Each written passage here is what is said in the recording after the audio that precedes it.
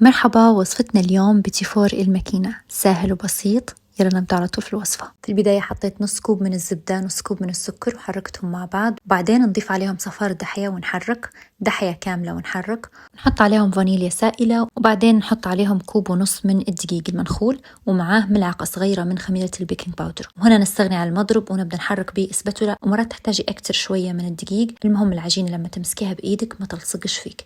أنا هنا حطيت لها ملعقة صغيرة من الكاكاو، وحطيت معاها ملون طعام. وزي ما قلت لكم راهو ديما عجينة الحلويات ما نعجنهاش، بس نلم المكونات لما نحط الدقيق. طبعا العجينة لازم نخليها أنا ترتاح. وأنا رح ناخد الماكينة بتاعي ونحط فيها العجينة ونسكرها بالشكل ده، ونبدي نضغط ضغطة واحدة وتطلع معايا الشكل هدايا. والطاجين راح نضيف ما ندهنوه بشيء عشان يتبتوا حبات البسكويت فيه، ونحطه في فرن مسخن على درجة حرارة 130 على درجة حرارة هادية واجد، ونطيبه من تحت وبعدين نشغل عليه شوية من فوق، ياخد تحمير خفيف بس من تحت وبس. بعدين لصقته بشوكولاتة بيضاء وسكرتها، وهذه كانت النتيجة. وبس هذه كانت وصفتنا اليوم، تفضلوها، صحتين عليكم.